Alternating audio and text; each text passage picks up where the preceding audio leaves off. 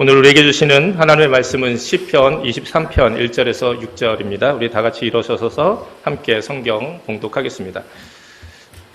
여호와는 나의 목자시니 내가 부족함이 없으리로다.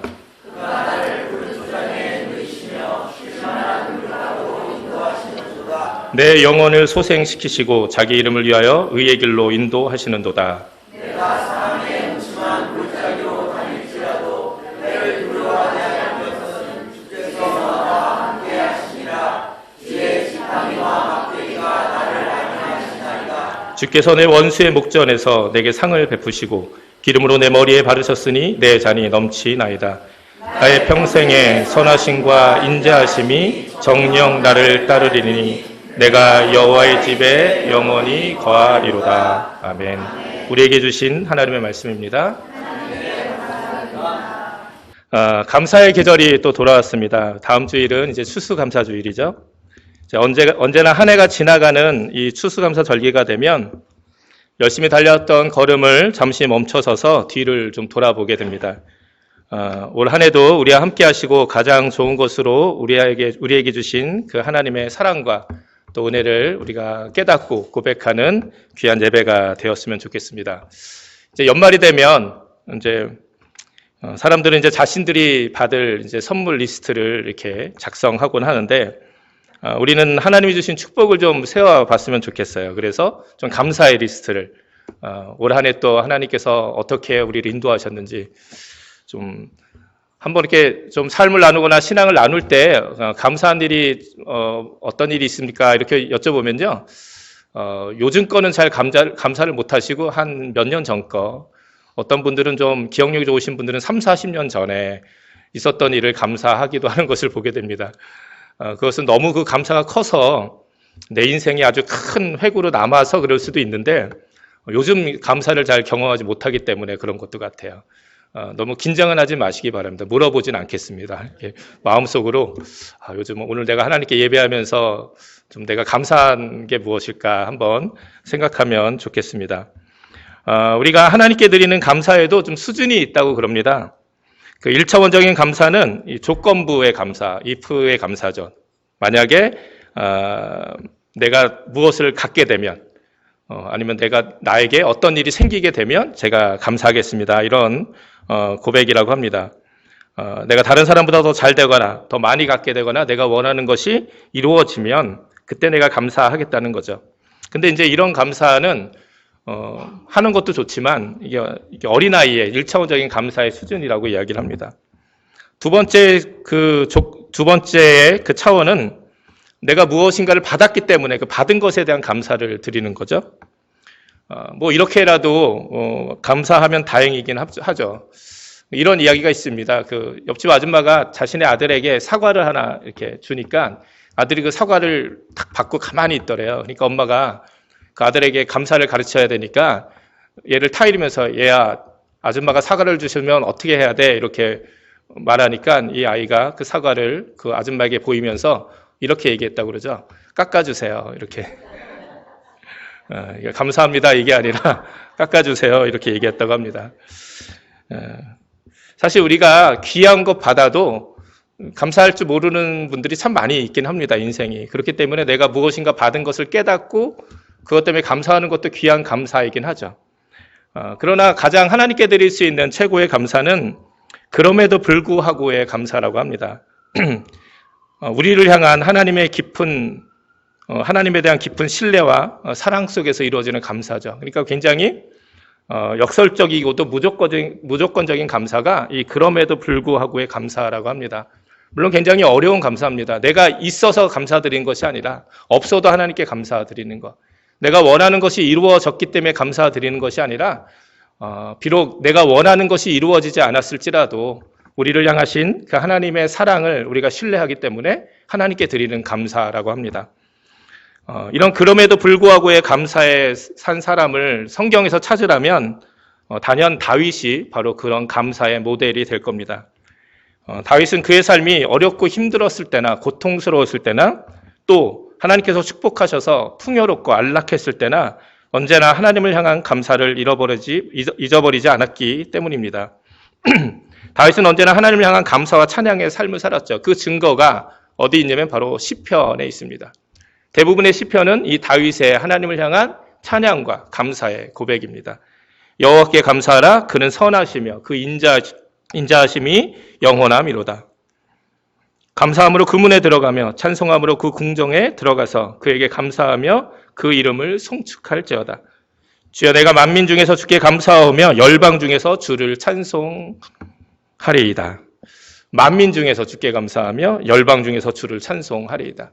모든 세상 속에서 자신이 감사와 찬양을 드리는 유일한 사람이 될지라도 자기는 그렇게 감사하며 찬양하겠다는 고백이죠. 저는 그 중에서도 이 감사의 고백, 다윗의 감사의 고백 중에서도 오늘 함께 읽은 시편 23편이 하나님께 드린 최고의 감사 중에 하나라고 생각을 합니다. 이 시편 23편은 매우 목가적이고 굉장히 좀 이렇게 평안한 찬양의 감사의 고백으로 느껴집니다. 푸른 초장, 쉴만한 물가에서 아무런 걱정 없이 편안하게 살아가는 모습이 연상이 되죠. 또 많은 그림들이 이 시편 23편의 말씀을 배경으로 이렇게 우리 예수님이 이렇게 양을 탁 이렇게 안고 푸른 초장에 탁 계신 또 목자 되신 하나님을 표현하기도 합니다. 또 실제로 이 광야와 빈들이 많은 이스라엘에서는 이런 풍경을 좀 찾아보기가 어려웠습니다. 그러니까 이제 이런 풍경 가운데 있다는 것만 해도 굉장히 그들에겐 축복된 일이었죠. 그러니까 이 시편에 있는 사람마다 아마 이러한 삶을 아마 동경했을 겁니다. 그러나 우리가 잘 알고 있듯이 이 시편 23편은 실제로 이런 좋은 환경이나 아름다운 상황 속에서 고백되어진 것이 아니라고 합니다. 이 시편은 다윗의 인생에 있어서 가장 어두운 밤과 같은 고난과 고생, 역경의 상황 속에서 고백되어진 시편이라고 알려져 있습니다.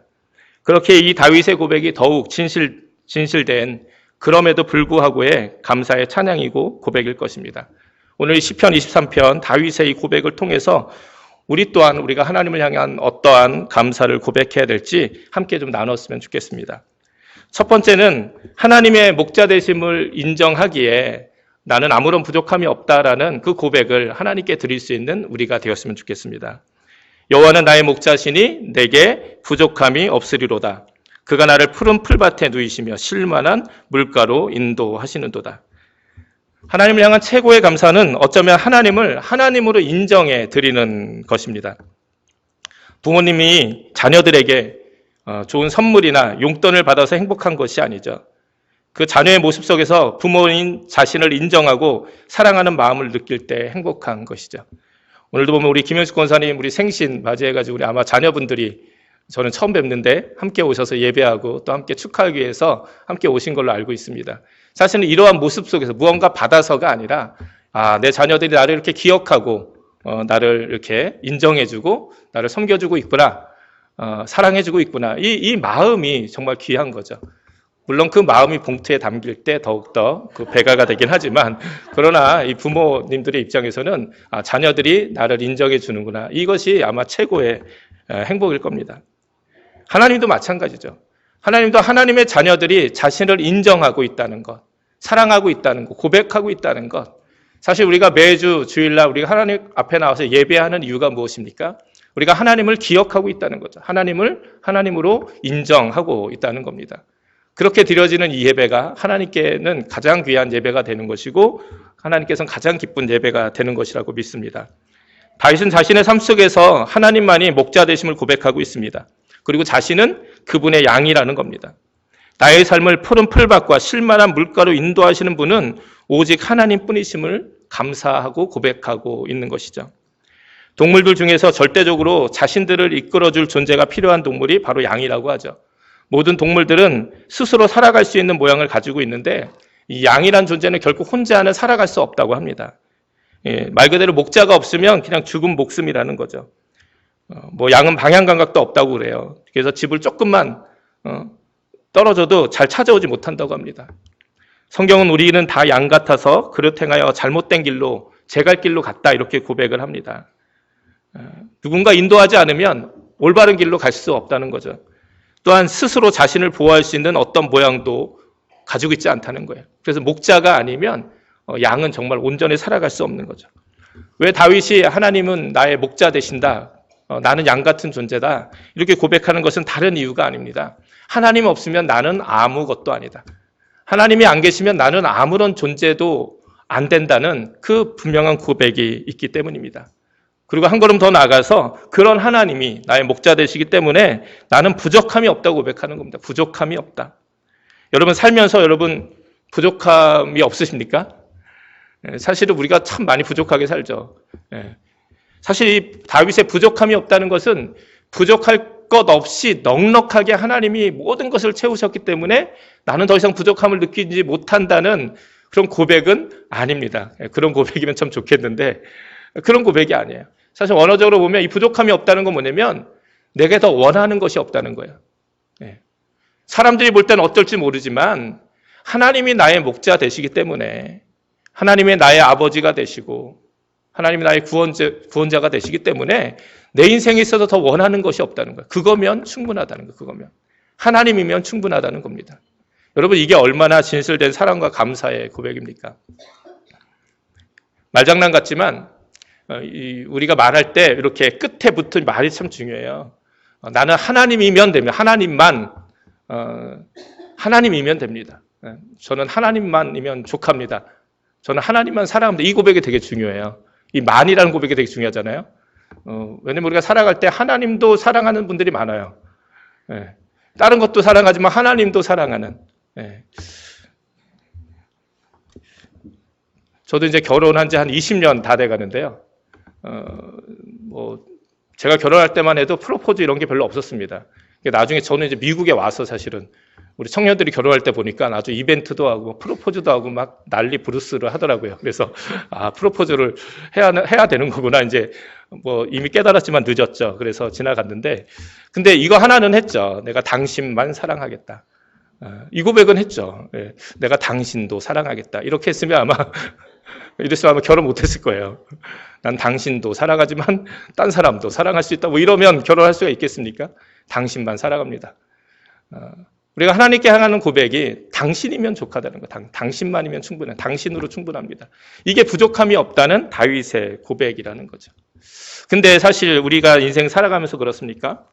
참 많은 것들이 채워지기를 원해요. 하나님이면 족한 인생이 아니라, 그래서 감사한 인생이 아니라 참 많은 것으로 내 삶을 채우기 원합니다. 그래서 좀 이런 이야기가 있어요. 우리의 마음이 무엇으로 만들어졌을까? 이런 우화가 있습니다. 어느 날 왕이 이제 궁에서 나와서 산책을 하고 있는데 길에서 한 거지를 만나게 됩니다. 동양 그릇을 이렇게 앞에다 내놓은. 그러니까 왕이 지나가다가 그 거지를 발견하고 이렇게 이야기합니다. 너가 원하는 것이 무엇이냐? 그러니까 이 거지가 약간 비웃듯이 그 왕에게 이렇게 얘기했다고 합니다. 내가 원하는 것을 다 이루어 줄 수 있을 것처럼 말씀을 하시네요. 그랬더니 왕이 자존심이 상해서 내가 왕인데 너가 원하는 것 하나 채울 수 없겠느냐? 네가 원하는 것이 무엇이냐? 그랬더니 이 거지가 그렇다면 이 동양 그릇에 무엇인가 좀 채워달라고. 그랬더니 왕이 바로 명령해서 이 동양 그릇에 가득 이 돈을 채워주라고 이렇게 명령을 했습니다. 그런데 채워도 그 동양 그릇이 채워지지 않는 거예요. 그래서 그것을 본 왕이 자존심이 상해서 자신의 왕의 금고를 열어서 가지고 있는 모든 것을 다 채우게 만들었어요. 근데 채워도 그 동양 그릇이 채워지지 않는 거죠. 결국 나중에는 왕이 두 손을 들고 도저히 너의 그 그릇을 채울 수가 없다. 도대체 너의 그릇은 무엇으로 만들었기에 내 모든 것을 다 집어넣는데도 그것을 채울 수가 없는 것이냐? 이렇게 물었다고 합니다. 그랬더니 이 거지가 이렇게 얘기했다고 하죠. 이 그릇은 사람의 마음으로 만들어진 것입니다.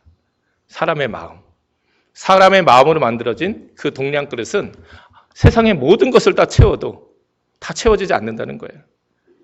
우리가 하나님 앞에서 부족함 없는 인생을 사는 것이 무언가 내 삶을 가득 내가 좋아하고 내가 원하는 것들이 다 채워져서 만족함이 된다면 그것은 우리가 살아가면서 절대로 만족함을 얻을 수가 없다는 거예요.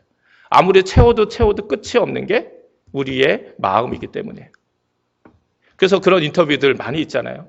막 큰 부자가 된 사람들, 그런 사람들 인터뷰를 하면 별로 만족함이 없어요. 얼마큼 더 돈을 벌어야 행복하겠습니까? 조금만 더. 혹시 우리 마음에도 이런 욕망이라는 그런 동양 그릇이 있지는 않은지 한번 돌아봐야 될 점 있습니다.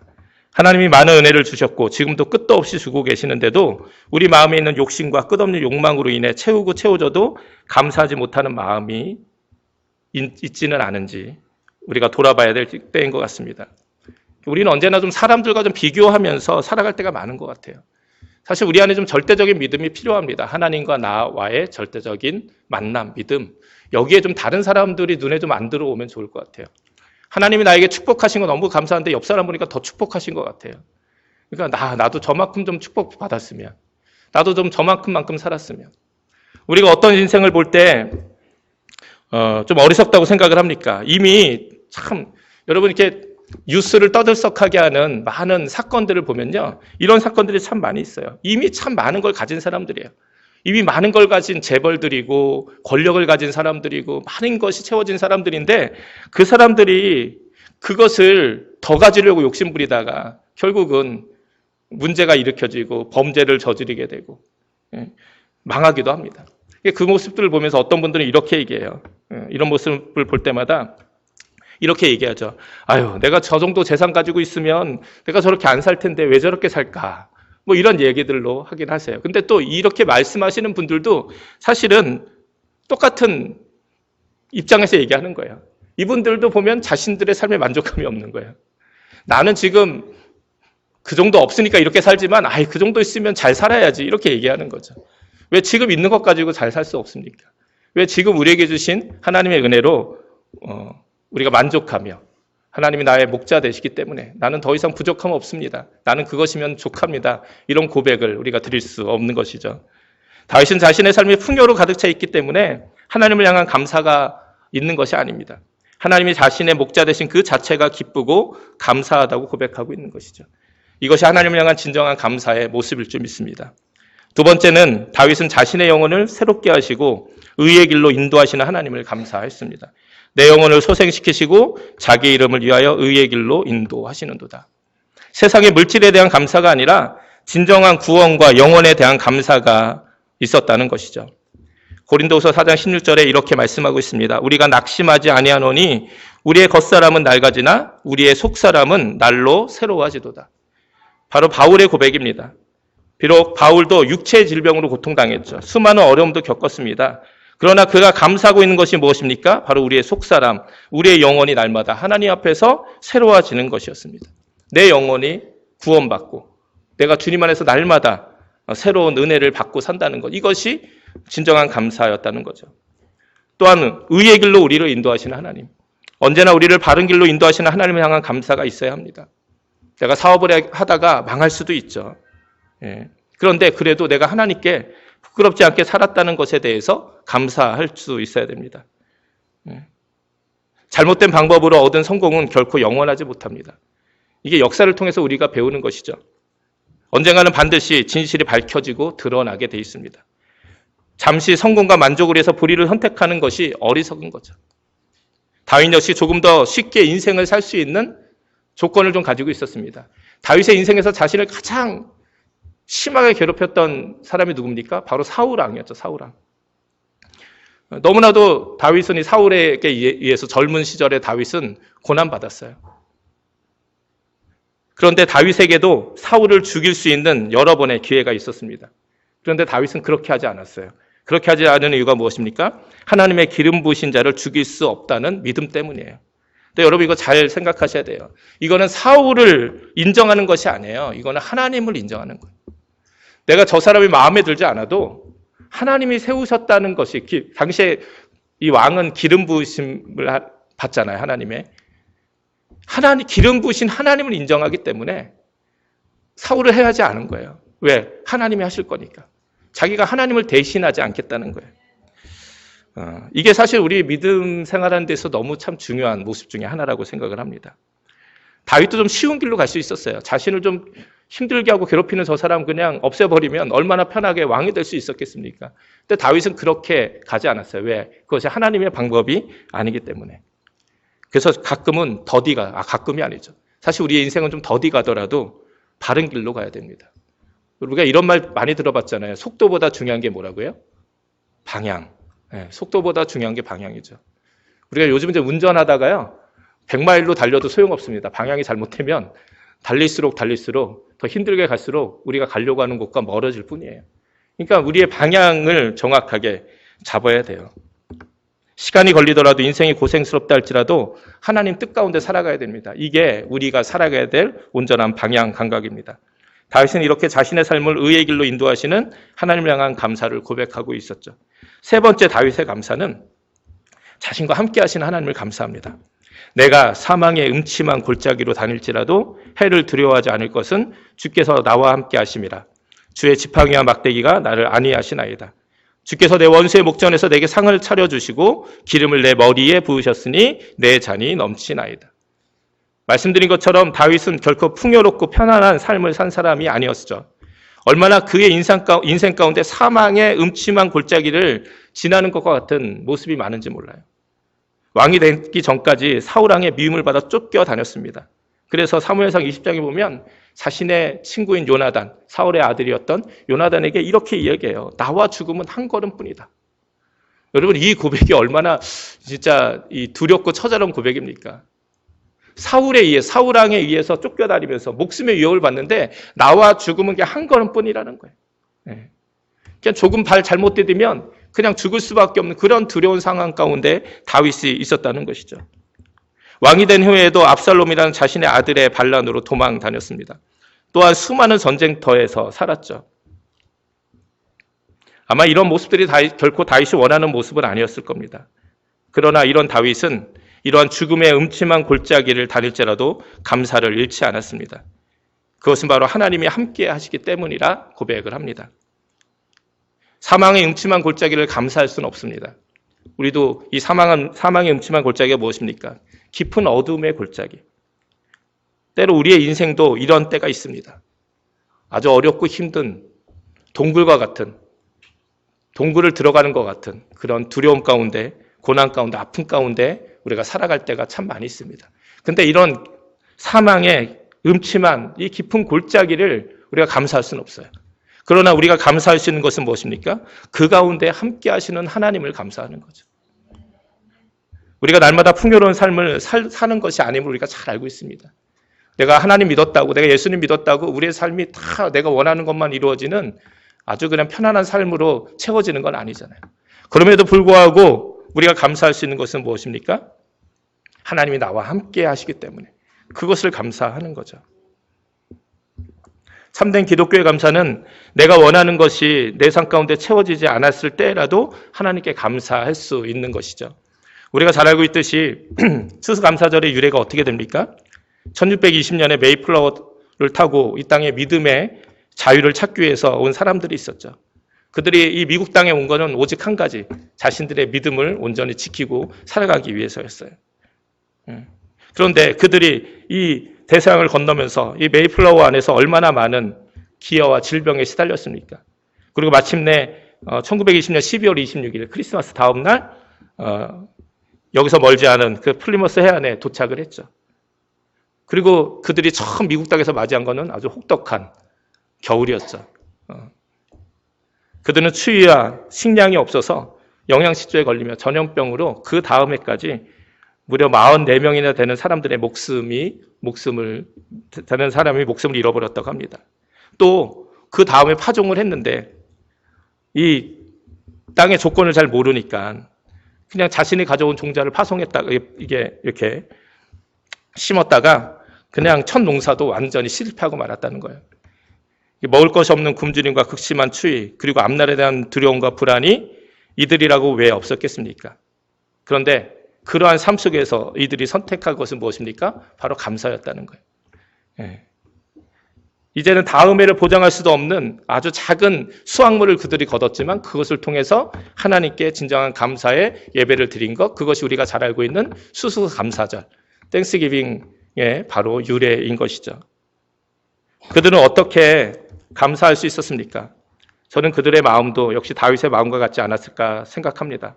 비록 지금 우리 눈에 보이는 현실은 어둡고 캄캄하지만 사망의 음침한 골짜기를 지나는 것 같은 모습이지만 하나님이 우리와 함께 하심을 믿었기에 그들은 진정한 감사를 드릴 수 있었다는 것이죠. 오늘 우리들에게도 이런 귀한 감사가 회복되기를 주님의 이름으로 축원을 드립니다. 마지막으로 다윗은 하나님을 향한 믿음 때문에 감사할 수 있었죠. 내 평생에 선하심과 인자심이 반드시 나를 따르리니 내가 여호와의 집에 영원히 살리로다. 할렐루야. 사실 저는 시편 23편 중에 이 말씀을 제일 좋아합니다. 내 평생에 선하심과 인자심이 반드시 나를 따르리니 내가 여호와의 집에 영원히 살리로다. 하나님의 선하심과 인자심이 반드시 나를 따라온다고 고백하고 있죠. 여기서 나를 따른다는 건 뭡니까? 나를 쫓아오고 있다는 거예요. 언제나 우리 삶 가운데 하나님의 이 사랑과 선하심이 우리를 따라오고 있다는 거예요. 쫓아오고 있다는 거예요. 그래서 사실은 우리를 뒤를 돌아보는 거예요. 나를 따라오기 때문에 뒤를 돌아봐야 이 하나님의 선하심과 인자하심을 우리가 고백할 수 있다는 거죠. 우리가 앞만 보고 살아가면요, 이 하나님의 선하심과 인자하심을 느끼지 못할 때가 많아요. 그런데 잠시 멈춰서서 뒤를 조금이라도 돌아보면 내 평생 하나님이 얼마나 나를 사랑하시고 나를 인도하시고 가장 좋은 길로 우리를 인도하셨는지를 보게 될 수 있는 거죠. 그래서 사실은 감사의 절기는 바로 그런 절기예요. 처음에 말씀드린 것처럼 열심히 달려가던 그 길을 잠시 멈춰서서 우리의 뒤를 돌아보는 겁니다. 선하심을 뜻하는 토브라는 이 히브리어는요, 우리의 삶을 궁극적으로 유익하게 만든다는 거예요. 이게 무슨 말입니까? 우리의 삶 속에서 모든 것을 합력해서 선을 이루시는 하나님이 바로 토브, 선하신 하나님이라는 거예요. 또 인자하심이라는 이 단어도 헤세드라는 단어를 쓰고 있는데 이 말은 언약을 지키는 성실하고 자비하신 사랑이라는 거예요. 하나님은 언제나 변하지 않는 성실하심으로 우리를 버리지도 떠나지도 않으시고 우리와의 약속을 지키시다는 거죠.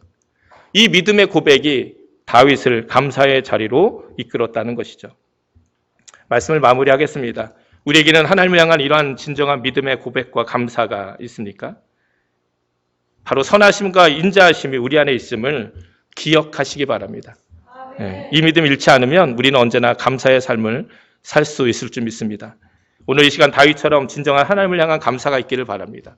그리고 혹시 우리의 교만으로 인해 하나님을 인정하지 못하고 감사하지 못하는 모습이 있었다면 다시 한번 회개하며 우리의 삶 속에서 하나님을 모시고 감사가 회복되는 주일이 되기를 바랍니다. 또 이런 귀한 감사함을 담아서 또 우리 다음 주 귀한 추수감사주일 정말 감사가 풍성한 하나님을 향한 예배를 준비하는 저와 여러분이 되기를 주님의 이름으로 간절히 축원을 드립니다.